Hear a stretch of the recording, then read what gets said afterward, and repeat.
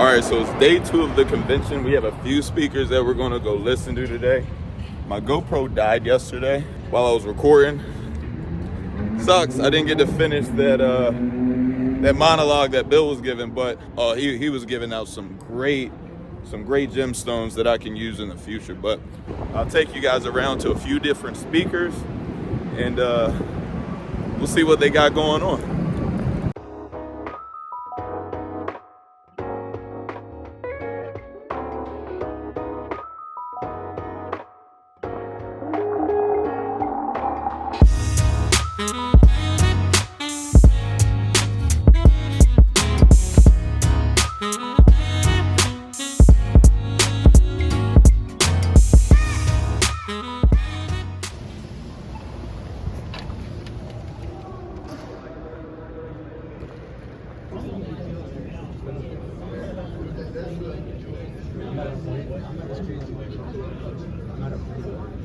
You got the camera. I know, man. What happened to the GoPro? The old school. I didn't bring my charger. Oh. Yeah, I didn't bring my charger, so. So it's the phone now. Yeah, it's the phone today. Okay. All right.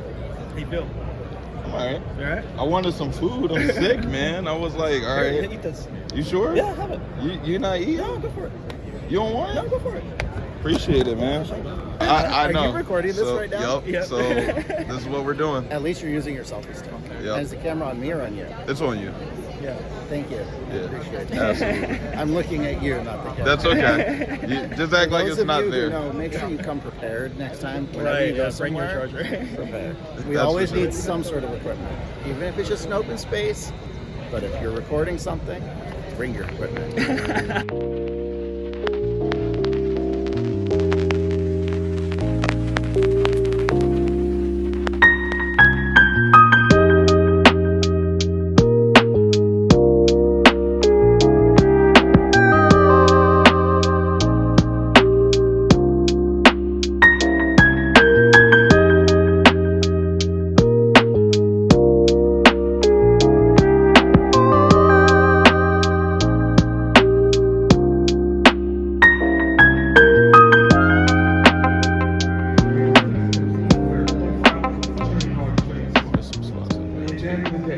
One thing he always used to say is just because something is new doesn't mean that something's better.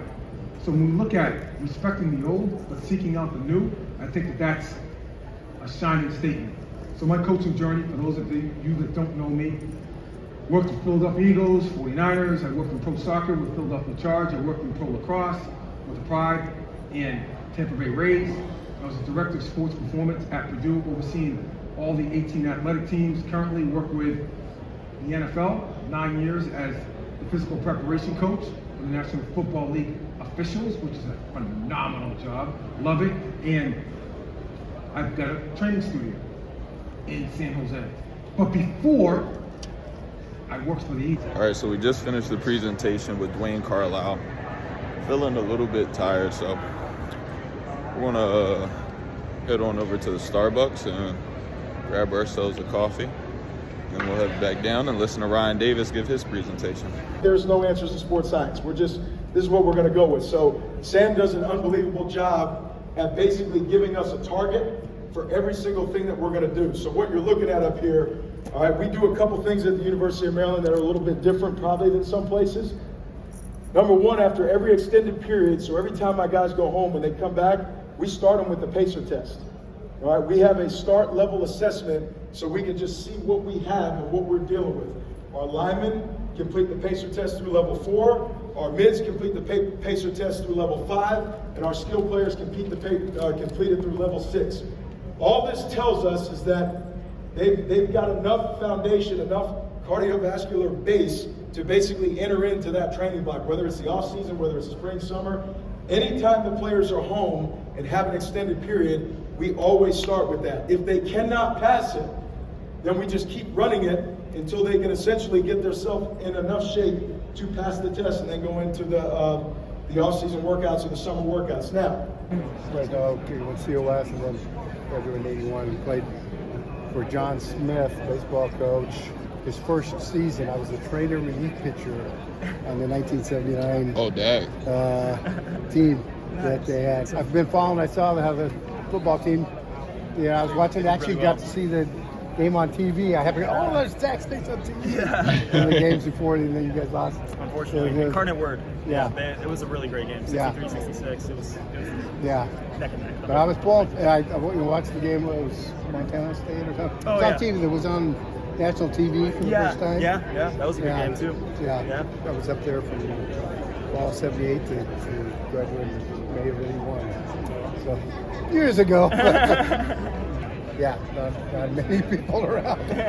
John Smith is still, who works in the athletic department. He was a baseball coach. So I saw yesterday, and I gotta track it down. I gotta find this guy. Hard on it. Yeah, seriously. Yeah.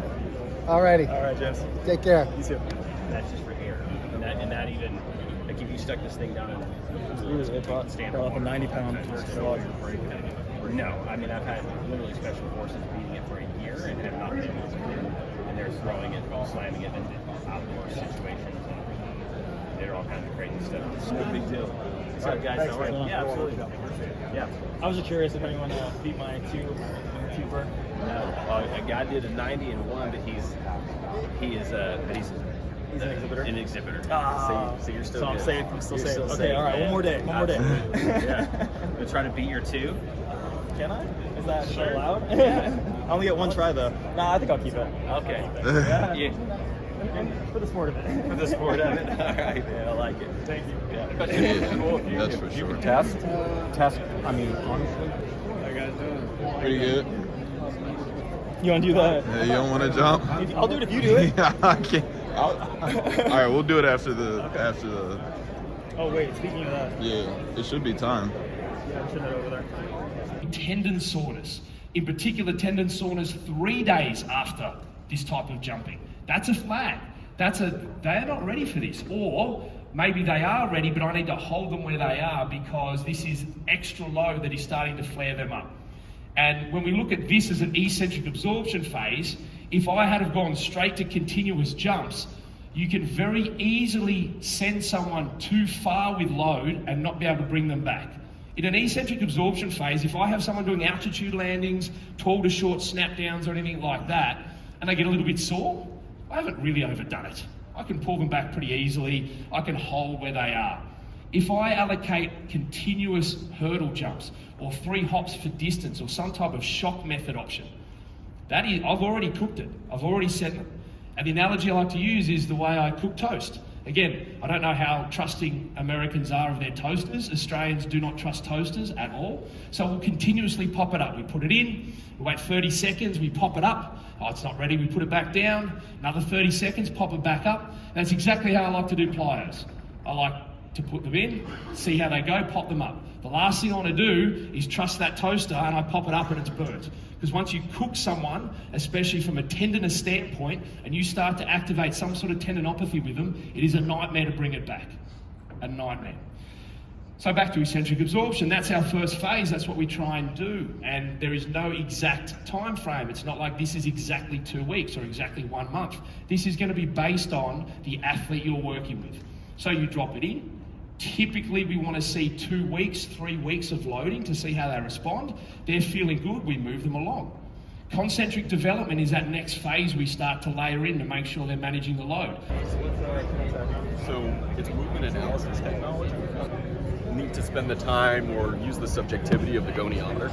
Instead, an athlete can move in front of this camera. We have about 50 different movements. And in real time, we provide, you'll see here, a 3D visualization of the movement, max range of motion, a number of other metrics, compensations, asymmetries, things like that. Oh, wow, okay. Often I find like the best way to see it is if you want to experience it, do a couple movements and I can show you. Sure, yeah. Awesome. 3, 2, 1. Don't worry, nothing yet.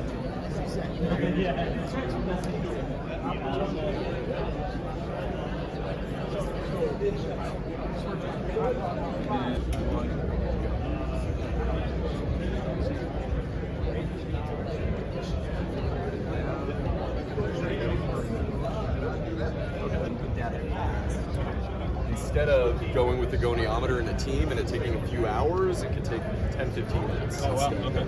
So you told one of your athletes you have 24 degrees of thoracic spine extension, like, okay. Yeah, what does that mean? What does that mean? Right. But if you have the number and the visual and you're pointing it out, now it's like, oh, I get what this person's talking about. Right. How do we work on that?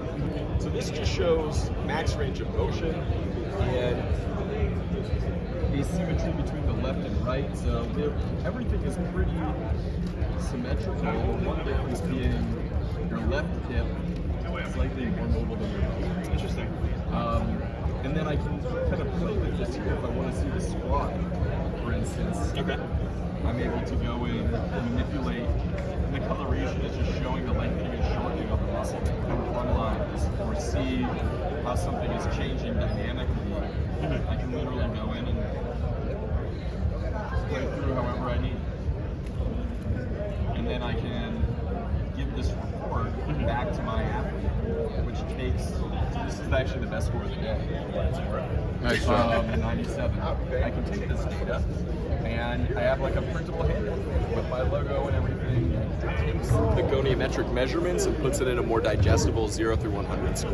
Right. Where this has been helpful for them is communication with sport-specific coaches. So that if I'm pulling an athlete to spend a half hour because I noticed something on a scan, now I have data I can show to that coach and say, this is why, this is what I'm doing with the athlete, right. Instead of just verbalizing it. Right. So what I'm learning is it's faster, but it's more objective, and then also allows for better communication back with the athlete. Right. But every time this person has done a squat, on here what their max range of motion was, so I can track their progress over time. So they may say, oh, I'm not getting better. I was like, well, no, like, let me, because I'm still in pain, let me show you, you have more mobility over time. I can prove it objectively. Right. And one of the unanticipated results is, in a return to play, the person who, let's say, is like, oh, I'm not confident to get back out there because I don't know if I'm at that level again. Well, I can show you, you are, in fact. Just those sorts of things. Yeah, that's awesome. Yeah. Nice. Thank you so much. Yeah, my pleasure. Appreciate it. Clean, healthy hydration. Although we have other non-hydration products, that's Okay. kind of our core market. Okay. So we've got the ready to drink here. If you want to grab one, each. Oh, sure. Grab a couple. We've This got one. hydration you said? Yeah. So it's stevia sweetened, no artificial colors, dyes, sweeteners, flavorings, anything like that. Okay. 5 essential electrolytes. Super simple. And then we have a powder version you can add to your water. So we also add B complex and then also essential amino acids, kind of for that recovery aspect. Have you tried it? I did. I have mine right here. Appreciate it. Ready? Here we go. Oh, yes. Where's your water bottle? Hey, you gotta get him a new water bottle.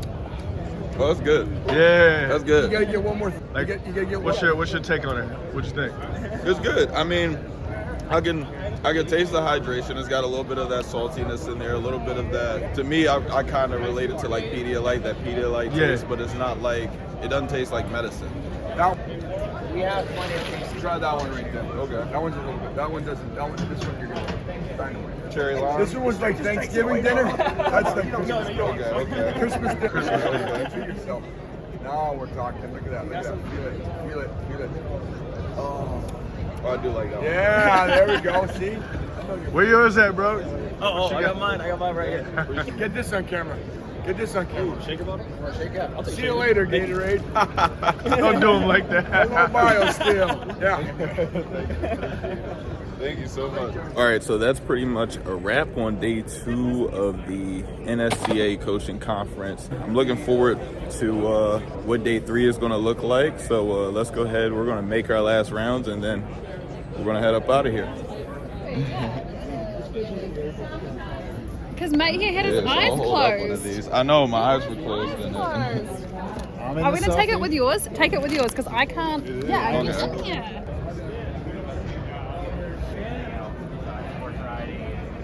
Like one of those online get your degree type situations. You pay for it and you have to do a certain amount of hours. I didn't think so either. I looked at the one of the flyers. It's like 33 hours of accredited university life. Yeah.